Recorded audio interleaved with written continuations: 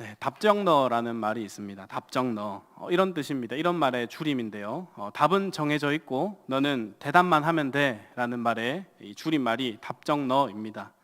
이런 거죠. 내가 원하는 정답은 이미 제 마음속에 머릿속에 결정되어 있어요. 이거는 안 바뀌어요. 그런데 굳이 상대방에게 물어봐요. 그리고 내가 원하는 그 정답이 나올 때까지 계속 묻는 겁니다. 이런 거죠. 오늘 저는 점심이 짜장면이 먹고 싶었어요. 근데 이제 상대방에게 물어봐요. 오늘 점심 뭐 먹을까? 돈가스 먹을까? 튀긴 건 좀 부담스러운데. 국밥 먹을까? 국밥 어제 먹어가지고. 그럼 제육덮밥 먹을까? 고기도 좀 안 땡기고. 이렇게 하면서 계속해서 짜장면이라는 답이 나올 때까지 아닌데 이렇게 하는 겁니다. 그래서 이 답정너라고 하는 거는 정말로 상대방의 의견이 듣고 싶어서도 아니고 정말로 상대방의 이 마음이 궁금했는 것도 아니에요. 그냥 내 질문의 이 답이 상대방의 입술에서 나올 수 있도록, 내 질문 이 답이 상대방에게 똑같이 나올 수 있도록 유도한다는 것이 핵심인 거예요. 그렇게 이래 사람끼리도 서로 원하는 게 있고 내 의견이 안 바꾸고 싶을 때 답을 정해놓고 그 답으로 상대방을 변화시키려고 하는데, 때론 우리가 하나님을 대할 때도 기도할 때도 이렇게 답정너의 기도를 드릴 때가 있는 것 같아요. 하나님, 제가 원하는 뜻은 이렇습니다. 이렇게 해주시길 원합니다. 하나님 꼭 들어주셔야 합니다. 이번만큼은 좀 제 소원을 들어주세요. 이렇게 제 뜻을 정하고 정답을 정하고 하나님께 기도할 때가 있죠. 보통 우리가 드리는 기도의 모습인 것 같습니다. 우리가 하나님의 자녀이기 때문에 충분히 이렇게 기도할 수도 있습니다. 그런데 오늘 본문 말씀을 보면은 하나님도 우리에게 마치 답정너를 요구하시는 것 같은 그런 모습을 보일 때도 있는 것 같습니다. 하나님께서 이미 답을 정해 놓으시고 우리에게 기도하라고 하신 것입니다. 어떤 말씀인지 또 왜 그런 기도를 우리에게 요구하시는지 말씀을 통해서 살펴보기를 원합니다. 오늘 읽은 우리 에스겔 36장은 이스라엘을 향한 하나님의 이 회복에 대한 메시지를 담고 있습니다. 이 회복은 34장에서부터 시작되어서 37장까지 이어집니다. 에스겔 전반부에서는 에스겔이 본 환상을 통해서 하나님이 왜 이스라엘 백성들을 떠나야 하셨는지, 왜 바벨론 포로로 잡혀오게 하셨는지, 왜 예루살렘을 무너지게 했는가에 대한 그 무서운 심판에 대한 메시지들이 나옵니다. 이스라엘이 하나님을 버리고 언약을 깨뜨리고 이방의 신들을 숭배하고 이웃을 버리고 온갖 사회적인 불의를 일으키고 이렇게 되기까지 그들의 굳은 마음을 고발하면서 하나님의 영광이 성전을 떠나버리고 그들이 심판당하는 모습을 보여줍니다. 그래서 에스겔 20장 33절 말씀을 보면은 주 여호와의 말씀이니라. 내가 나의 삶을 두고 맹세하노니 내가 능한 손과 편팔로 분노를 쏟아 너희를 반드시 다스릴지라. 이렇게 무서운 분노의 말씀을 이스라엘 백성들에게 하셨습니다. 근데 하나님께서는 자기 백성을 아주 버리지는 않으셨습니다. 이스라엘에게 다시 새로운 소망을 약속하시면서 34장부터 새로운 다윗을 주심을, 또 오늘 본문에서는 새 마음을 가진 새 이스라엘을 주실 것임을, 그리고 37장 바로 다음 장에 그 유명한 마른 뼈가 다시 살아나는 환상을 보여주심으로써 다시 그들을 향한 회복과 생명을 주실 것을 하나님께서 언약하고 있는 말씀을 볼 수 있습니다. 오늘 함께 우리가 읽은 이 36장 말씀은 이제 새 마음을 입은 이스라엘에 대한 그 회복의 모습을 이제 나타내 보이시는데, 그 회복의 모습이 얼마나 아름다운 것이며 하나님이 얼마나 그들에게 다시 축복을 허락하시는지를 볼 수가 있습니다. 24절에 이렇게 시작합니다. 내가 너희를 여러 나라 가운데에서 인도하여 내고 여러 민족 가운데에서 모아들이고 고국 땅에 들어가서 제 고국 땅으로 이스라엘 백성들을 회복하게 할 것임을, 포로된 자들이 돌아올 것임을 말씀하시면서 이제 25절에서 38절까지 말씀이 구체적으로 하나님의 언약에 대한 말씀이 적혀 있어요. 총 8개의 구체적인 약속인데 제가 요약을 해봤습니다. 한번 이미지 한번 볼까요? 네. 첫째는 이 맑은 물을 뿌려서 정결하게 하며 더러운 곳에서와 우상을 섬기면서 했던 그 모든 더러운 것들을 정결하게 해주겠다. 두 번째는 새 영과 새 마음을 주어서 너희의 굳은 마음을 다시 부드럽게 하시겠다. 또 또 세 번째는 새 영을 너희 속에 두어서 율례와 규례를 지키도록 하시겠다. 또 네 번째는 하나님과의 관계가 회복되어서 하나님이 주셨던 그 땅에 다시 거주하면서 너희는 내 백성이 되고 나는 너희의 하나님이 되어주시겠다 약속하셨고, 다섯째는 기근이 없이 풍성한 소출을 약속해 주십니다. 그리고 여섯 번째는 자신들의 죄악을 깨닫고 기억하면서 그 자신들의 죄악을 밉게 보고 싫어하게 하고 다시는 하나님께 범죄하지 않도록 하시겠다. 또 일곱 번째는 황폐된 모든 것들이 에덴 동산같이 되고 무너진 것이 건축되고 새로운 주민들이 들어오게 하겠다 말씀하셨습니다. 마지막으로 여덟 번째는 이 제사 드릴 양떼와 그 성전의 사람들로 때로 가득 채우겠다. 이렇게 8가지의 어마어마한 축복을 하나님께서 선언하고 계십니다. 그래서 1번부터 이 8번까지의 약속을 보면은 마치 하나님께서 천지 창조를 다시 하는 것처럼 이 이스라엘 백성들을 완전히 새롭게 하시겠다라는 겁니다. 너희의 죄악 때문에 내가 너희를 황무케 했지만은, 바벨론의 포로가 되게 하고 모든 성벽을 헐고 성전을 헐었지만은 내가 다시 이것을 재건하겠다. 내가 다시 나무를 심고 내가 다시 열매를 얻게 하고 에덴 동산 같이 만들어 주겠다. 무너진 너희 마음과 영도 새롭게 하고 너희의 하나님이 되겠다. 내가 다 하겠다. 그래서 내가 여호와인 줄을 너희가 알게 하겠다 하십니다. 자, 이런 축복을 하나님께서 어마어마하게 하시면서 너무나 놀라운 은혜의 말씀, 언약을 이들에게 주고 계십니다. 사실 이스라엘 백성들은 지금까지도, 이 언약을 듣고 있는 지금까지도 아무것도 잘한 게 없어요. 그냥 죄만 지었을 뿐인데, 포로로 잡혀와서 오늘 또 얼마나 맞을까, 또 얼마나 많은 돌들을 옮길까, 얼마나 많은 수치를 당할까 하면서 좌절과 고통 속에서 있는 상태인데, 다시 주님께서 이런 회복을, 소망을 주신다고 하면은 얼마나 그 기쁨이 크겠습니까? 자, 그런데 하나님께서 이렇게 말씀하십니다. 갑자기 이렇게 말씀하시죠. 37절 말씀입니다. 주 여호와께서 이같이 말씀하셨느니라. 그래도 이스라엘 족속이 이같이 자기들에게 이루어 주기를 내게 구하여야 할지라. 그래도 이스라엘 족속이 이같이 자기들에게 이루어 주기를 내게 구하여야 할지라. 자, 하나님은 이미 답을 정해 놓으셨어요. 회복을 약속하셨습니다. 이들이 한 게 없는데, 아무것도 한 게 없지만은 하나님이 주체적으로 다 하시겠다 약속하셨습니다. 그렇게 답을 정해 놓으시고는, 그런데 그래도 이스라엘 족속이 이루어 주기를, 이 언약의 말씀들, 이 회복이 이루어 주기를 내게 구하여야 할지라. 내게 구하여야 할지라 말씀하십니다. 답은 정해졌지만 그래도 자신에게 기도하라고, 구하라고 지금 요구하고 계시는 거죠. 이상한 말씀으로 들립니다.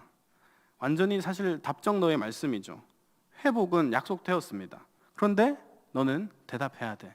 그런데도 너는 기도해야 돼. 내게 간구해야 돼. 그러면은 내가 이룰게. 자, 하나님께서 굳이 이런 말씀을 하시는 이유가 무엇일까요? 이 34장부터 하나님은 이스라엘 백성들의 실수와 잘못에도 불구하고 그들을 축복하겠다고 약속하셨고 계속해서 그 언약의 말씀들을 하고 계십니다.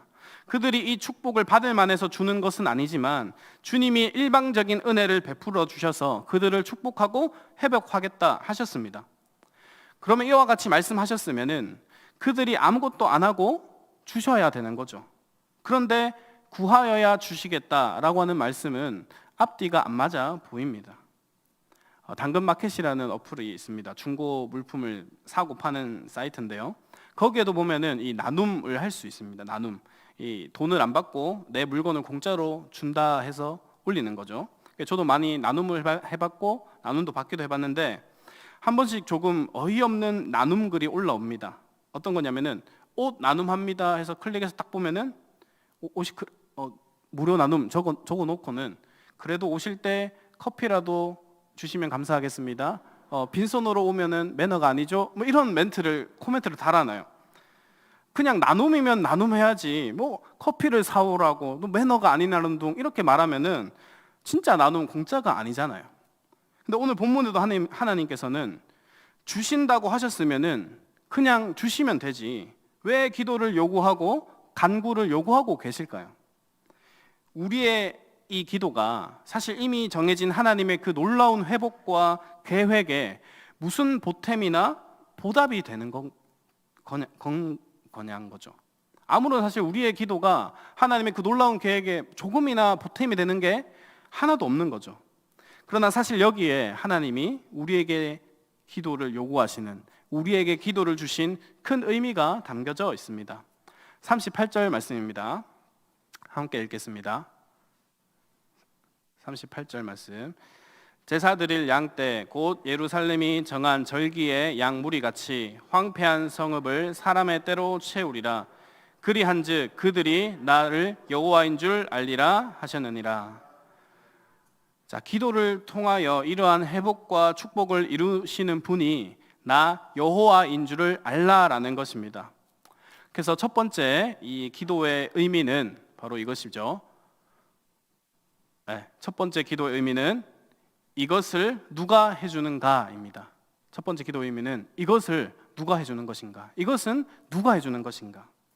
이스라엘 백성들은 아무것도 한 것이 없습니다. 하는 거라고는 언약을 깨트리는 것, 하나님을 배반하고 하나님의 백성들을 고통스럽게 하고 억압하는 것밖에는 없었습니다.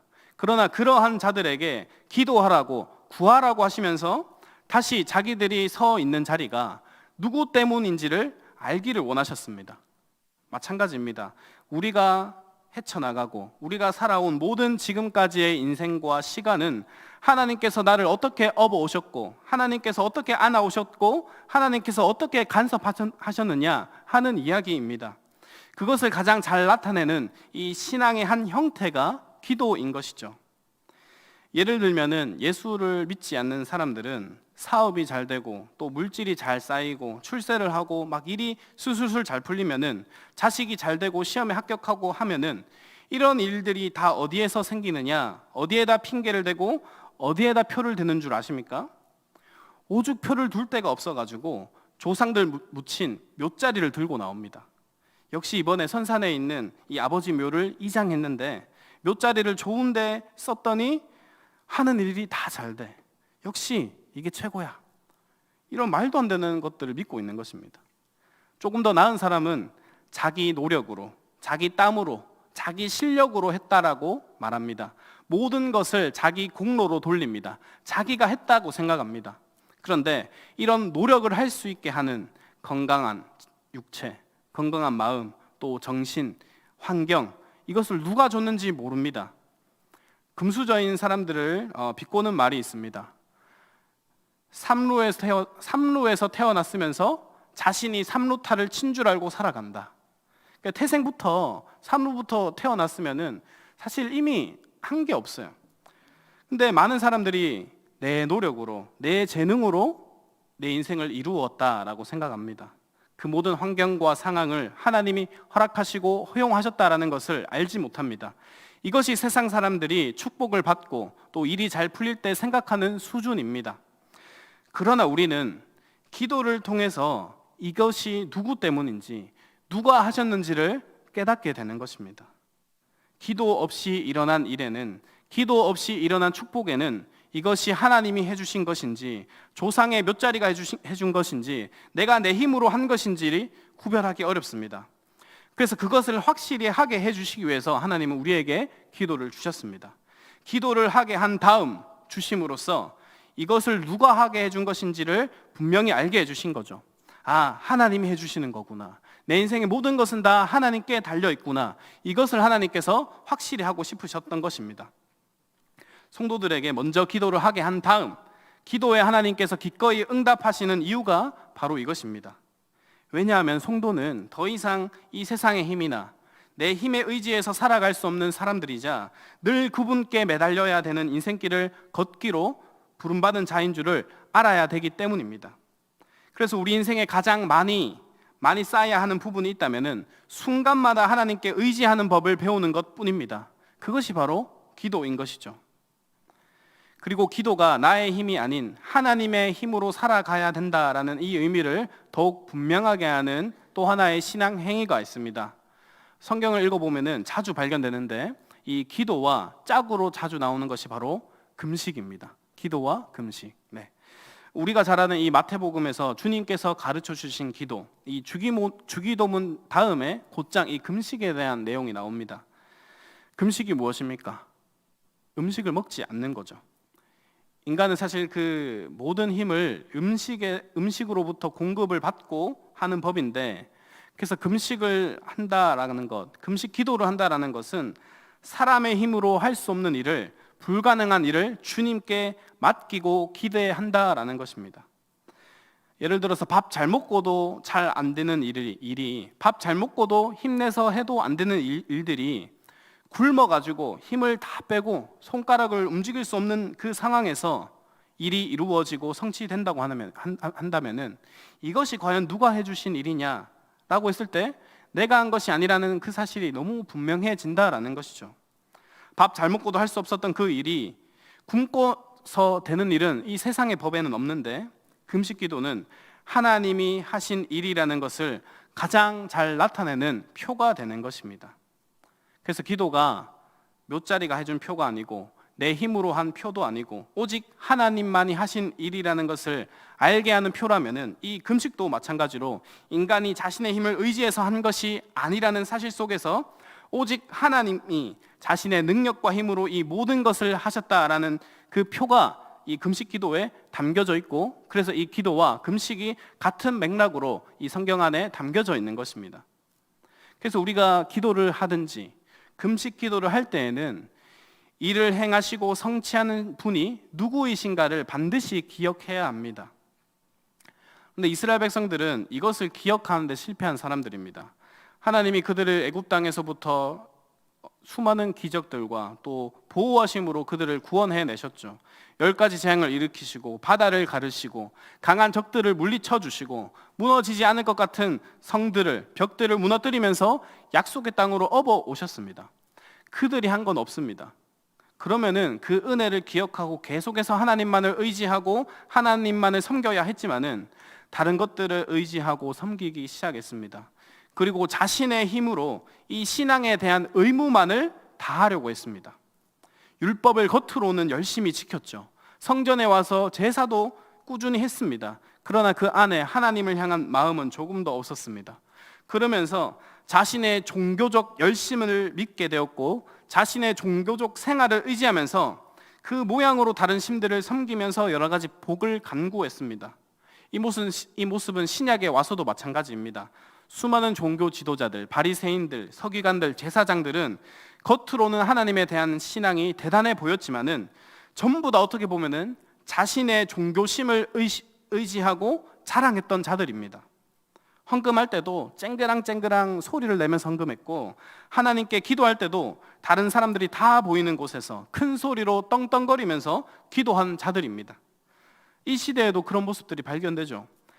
기도하는 내 자신의 열심과 능력을 자랑하고 기도하고 성취되는 여러 가지 일들이 마치 내가 잘 기도해서 일이 이루어진 것처럼 나를 자랑합니다.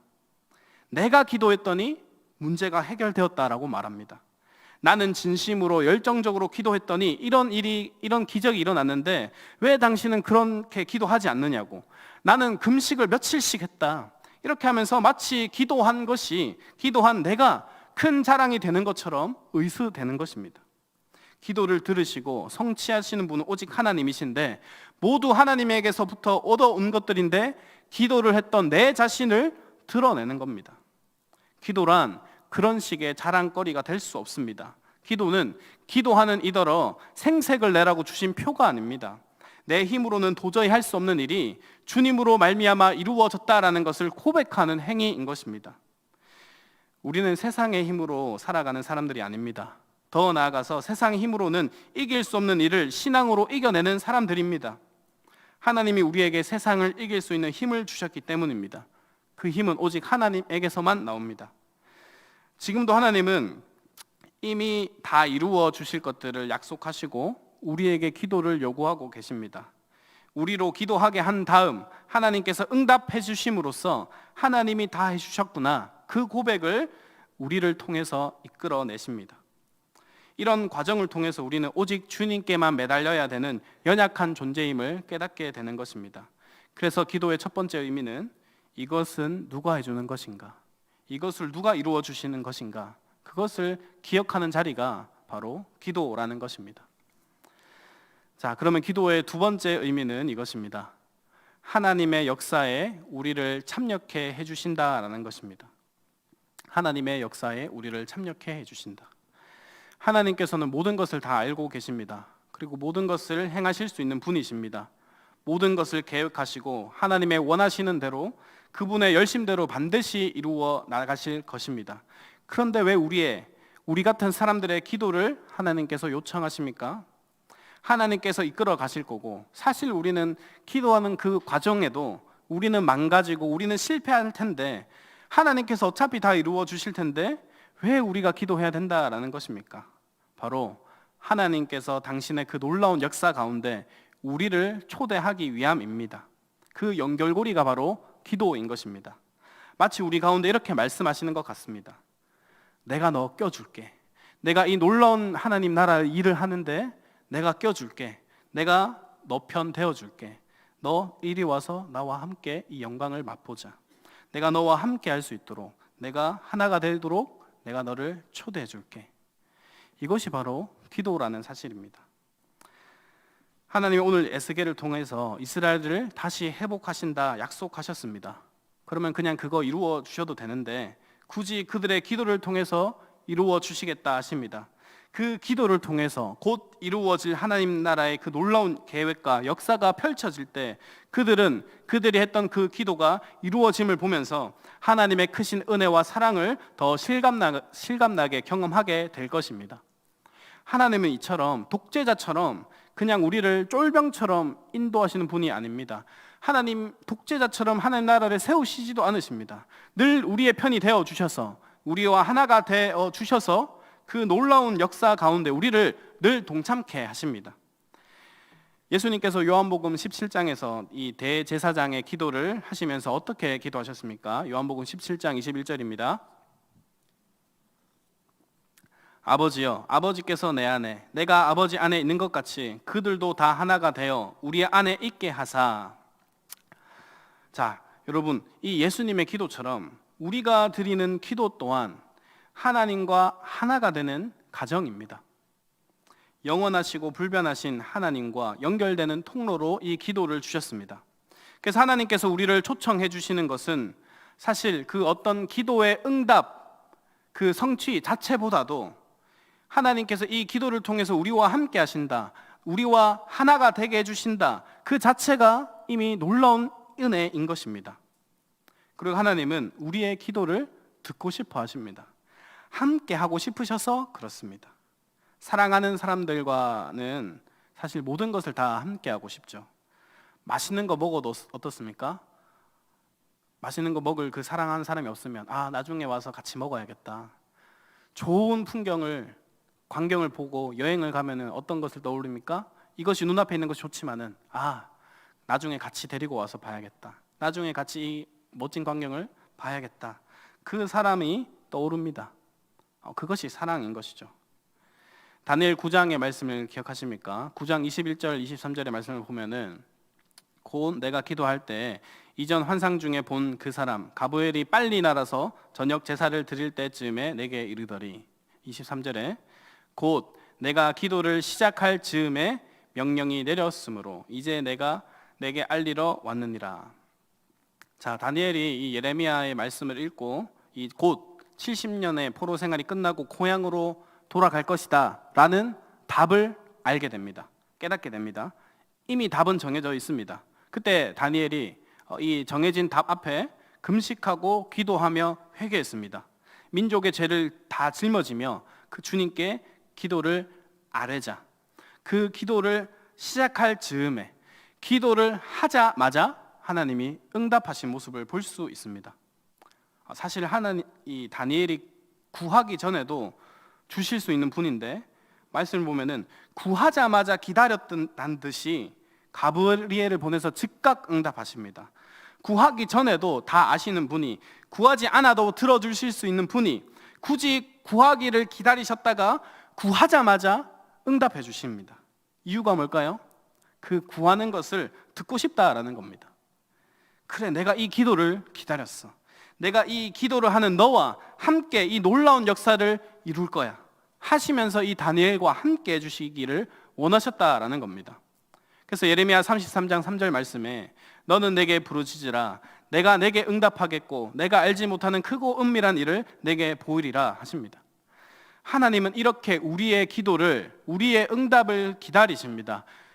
응답하시기를 원하십니다. 심지어 우리가 부르짖고 기도할 때 우리가 요청하고 간구하는 것보다 더 크고 은밀한 것까지 우리에게 주시기를 원하십니다. 우리는 때로 뭐가 맞는지 뭐가 틀린지 기도를 드리고 있는 와중에도 내가 드리는 이 기도가 맞는 것인지 내가 드리는 요청이 맞는 것인지 틀린지 모르지만 하나님은 그 모든 기도를 들으시면서 가장 선하신 길로, 크고 은밀한 길로 우리를 인도하신다는 것입니다. 부모는 어린 자녀가 무엇이 필요한지를 다 알고 있어요. 제가 이제 둘째를 키우니까 이제 첫째를 키웠던 경험 때문에 이제 더 잘 알아요. 기저귀에 똥을 싸서 불편하다고 울기 전에도 이제 이쯤이면 얘가 똥 쌌겠구나 먼저 들춰봅니다. 다 알고 있어요. 배가 고파서 울기 전에도 이쯤이면 배가 고프겠다 이미 밥을 다 준비해놨어요. 그래도 울면은 그 울음에 맞춰서 하나하나 반응해주고 키워냅니다. 그래서 저는 저희 아이들이 저를 찾을 때 아빠 하는 거 찾을 때 너무 좋습니다. 저를 필요로 하고 저를 늘 의지하고 저에게 늘 도움을 구하면은 내가 진짜 얘들의 아빠구나 라는 것이 실감됩니다. 그래서 아빠라고 요청하면은 부르면은 애들한테 나쁜 것이 아니라면은 다 이루어 줍니다. 우리 하나님은 이보다 우리를 더 잘 아시는 분이십니다. 우리의 모든 필요를 아십니다. 그래도 우리에게 구하라고 하시죠. 아빠, 아버지라고 부르면서 구하라고 하십니다. 왜요? 우리와 함께 하시기 위해서. 우리의 울음에 맞춰서 하나하나 반응하시면서 주님의 큰 은혜를 보여주십니다. 그래서 우리는 항상 기도해야 되는 것입니다. 말씀을 정리합니다. 정말 여러분, 하나님께서 어떤 뜻이 있으시고 어떤 계획이 있고 어떤 목적이 있다면은 반드시 그 하나님이 뜻하신 계획을 모든 것을 이루시고 완성하신 분인 것을 믿으십니까? 네, 맞습니다. 하나님 모든 것을 다 하실 수 있고 모든 것을 다 아시며 우리가 계획하고 하는 것보다 모든 것을 이미 다 준비하시고 이루실 것입니다. 그래서 성경에 보면은 하나님 나라는 이미 다 이루어졌다라고 합니다. 왜냐하면은 하나님이 작정하셨기 때문에, 하나님이 계획하신 것은 비록 우리가 눈에 보지 못하더라도, 아직 그 시기가 오지 않았더라도 이미 이루어진 것입니다. 이미 이루어진 것이기 때문에 그렇게 표현합니다. 그래도 우리는 하나님 앞에 기도해야 합니다. 하나님께 답정너의 기도를 드려야 합니다. 답이 정해져 있어도 그 답을 이루시는 분이 기도를 통하여서 누구이신가를 우리는 날마다 깨달아야 됩니다. 이것을 누가 해주시는 것인가? 이 일들을 성취하신 분이 누구이신가? 결국 모든 것을 이루시고 완성하셔서 영광 받으시는 그분이 누구이신가? 우리는 기도함으로써 주님의 주되심을 기억하고 고백해야 할 것입니다. 또한 기도를 통해서 내 기도를 들으시고 함께 하시기를 원하시는 하나님과 하나가 되어야 합니다. 무언가를 이루려고 하는 기도 이전에 우리는 이루시는 하나님과 한편이 되도록 기도해야 합니다. 무언가를 소망하는 기도 이전에 소망이신 하나님 안에 우리가 거하기를 기도해야 합니다. 그분과 하나가 되어야 합니다. 우리는 기도가 아니고서는 도무지 하나님과 한 호흡을 할 수가 없습니다. 기도가 아니고서는 변덕스러운 우리의 마음을 잡을 수가 없습니다. 기도를 통하여서 주님 편에 서서 주님이 이루시고 성취하시는 그 놀라운 일들을 함께 해나갈 때 우리는 그 어떠한 역경과 어려움 속에서도 주님과 동행하는 은혜를 누리게 될 것입니다. 에스겔은 이렇게 환상을 보는 중에도 내일이 되면은 또 포로로서 강제 노동을 당했을 겁니다. 그럼에도 그는 기도를 통하여서 주님과 함께하는 동행하는 삶을 누렸을 것입니다. 우리 드림의 성도님들도 우리의 환경과 상황이 어떠하든지 간에 그래도 주님께 기도하며 그래도 주님께 구하면서 날마다 하나님의 놀라운 은혜를 경험하고 주님과 하나가 되는 삶을 누리시기를 예수님의 이름으로 축복합니다.